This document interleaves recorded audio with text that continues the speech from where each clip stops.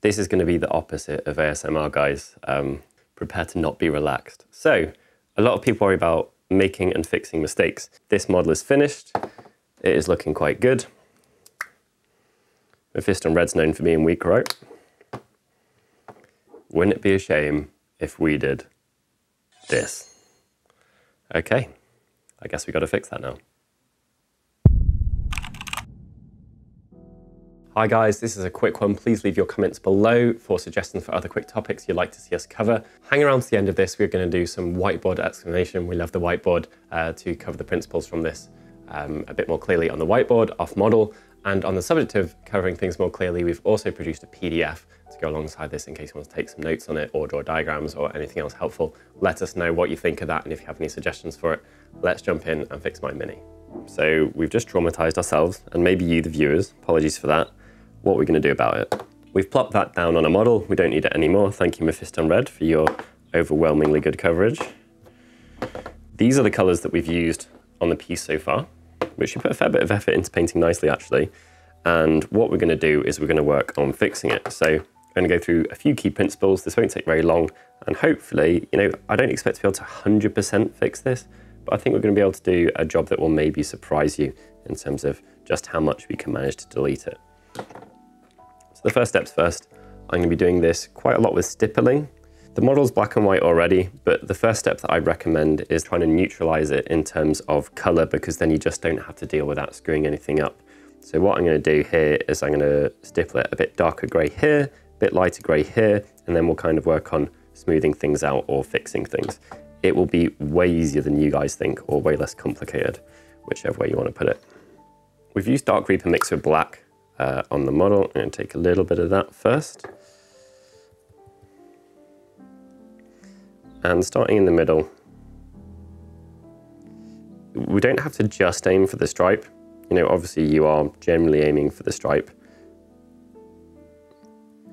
But what we do, if you just fix exactly the stripe, you're going to end up replacing it with another stripe. So actually you want to break the edges of the mistake that you've made. Think of this like camouflage. If something's got, like a straight line down its edge, it's going to make it a lot more obvious. Given that we made a mistake in a straight line, we do not want to fix it in a straight line. I'm going to put my paints on my palette, actually. This can make things a lot easier. That's a Dark Reaper, Thunderhawk, Fenrisian, and a Byron. Okay. All right, so first layer's dry. We're just looking to get rid of the red first. It doesn't have to be perfect, but this will help us kind of fix things. So I'm going to add in a little bit of the black to our Dark Reaper. Let's see how dark this looks in comparison to the rest of it.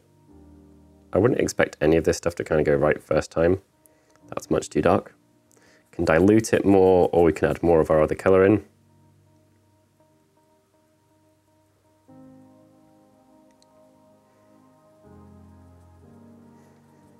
Then as we've added more in, I'll take it further up the middle of the stripe. Because we've got all our paints on our palette, we can jump down through the colors pretty fast.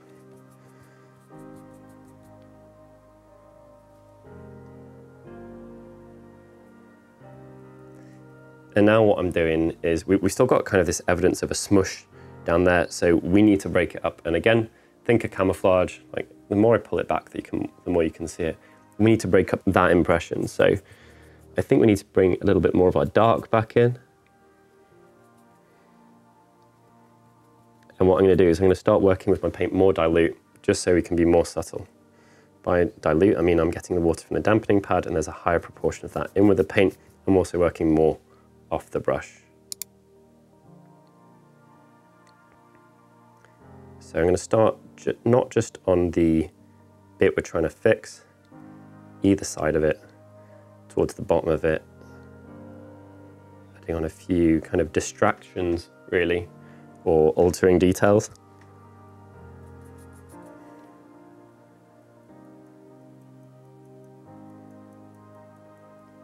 Okay, so we're beginning to get there now, actually. Now what we've got is the surface is a bit too smooth, so I need to transition into more of the way that we painted it. This is one of the really forgiving things about dry brushing. Because you're not trying to replicate a perfectly smooth surface, you can use stuff like this to really help you out. So put some stippling in top right. I think I need to go and get some of our finishing colours we used. I'll do that in a bit. I think I might need to use remove more of the black from the brush as well. Before we do that though, let's get some all around dry brushing in.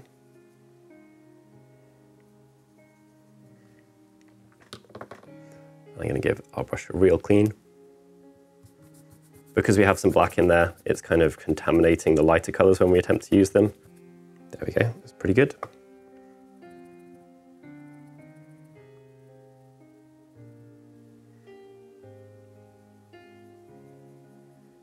Right, buff it up.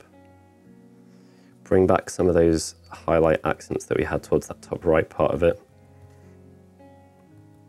Gonna make sure they're fairly dilute again. We're nearly there now. We just need to be a little bit more subtle.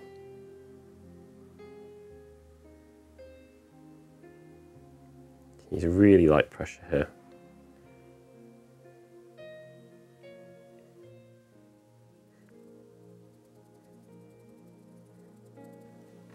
And now it's time to jump right up. Get out All For One Grey, which is our finishing colour. Now, having cleaned the black off the brush, we should have no difficulties with this. Still going to mix it with our previous colour though.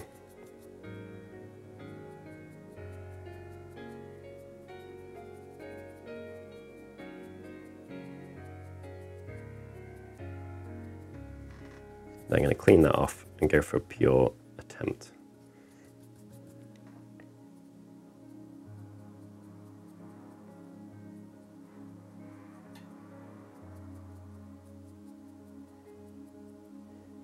Great, pretty much there. One final thing to do. So what we did do in the original is we used a very watered down and light application of dryad bark just to add a little bit of cool variation into the darker sections. So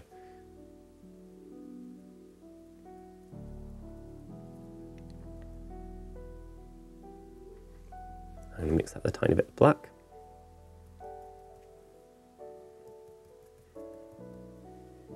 Very dilute.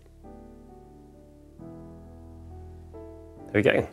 Okay, so not fixed perfectly, but fixed. You wouldn't say that there was a great big red splodge down that 10 minutes ago. You can use this on any mistakes, on any models. Remember, it's just about neutralizing what's there, get a black to white gradient, and then basically do what you did already. Do not just try and fix, if you've made a mistake in a slip in a straight line, don't just try and fix exactly the mistake because you'll end up getting into problems. Make sure you go out of the edges of it and fix the general area itself. You'd be really surprised just how effectively this can work. All right, we're back at the whiteboard. We're going to wipe off our Nurgle army and then we're going to explain a little bit more visually exactly what we're talking about and give you 2 or 3 steps to follow to do with fixing mistakes and also the concept of camouflage. There's a specific term for it. It'll pop up now. I've forgotten it. It's to do with silhouettes or something.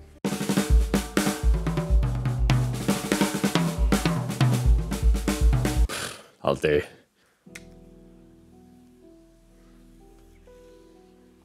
Okay, this is our model. This is a perfect, see it's got the same window. It's a perfectly beautiful picture of it. We've got this wonderful fade going on. It goes from dark to light. Darker in this corner, it's lighter in this corner. Put a great big stripe across it, it was awful. Stripe went like this, kind of, didn't it?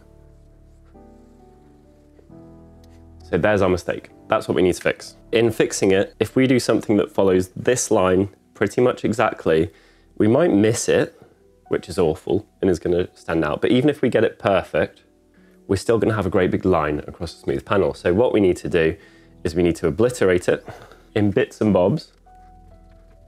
And we also need to land on top of it in bits and bobs. And it's really important for us to break the edges of this line. Disruptive camouflage, I remembered. Okay, so I'm gonna break the edges of this line.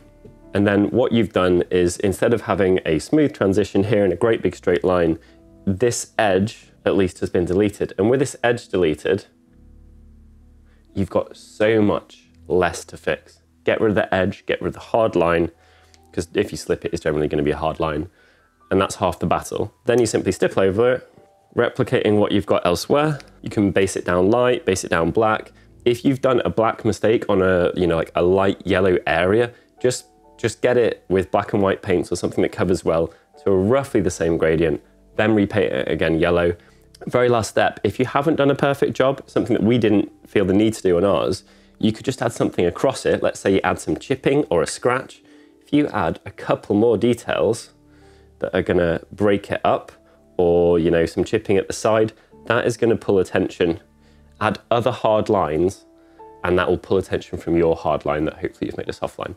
So that's it. That's the concepts that we need to bear in mind for kind of fixing slipped mistakes that are like splooges. If there's any other mistakes you'd like to see how to fix, just let us know. If you've liked having a download available to take notes on for this, let us know. We're going to try and do stuff that's kind of more lesson-based and educational. And any comments or suggestions are appreciated. Please subscribe if you're not. It really does make a huge difference to us. And yeah, we've got some big ideas for the channel this year, including some paint reviews, which I think will go down well, and some paint range explanations, which I think will be very useful for people. So yeah, let us know if you like the downloads. Let us know if you like the kind of direction we're going in. We're going for big, long, in-depth ones and then short tip ones like this. Best suggestion for the next tip will win a brush set of their choice and a texture palette of their choice. Pop the suggestions below. Thank you very much for tuning in. You're much appreciated. Hopefully your mistakes go better in the future.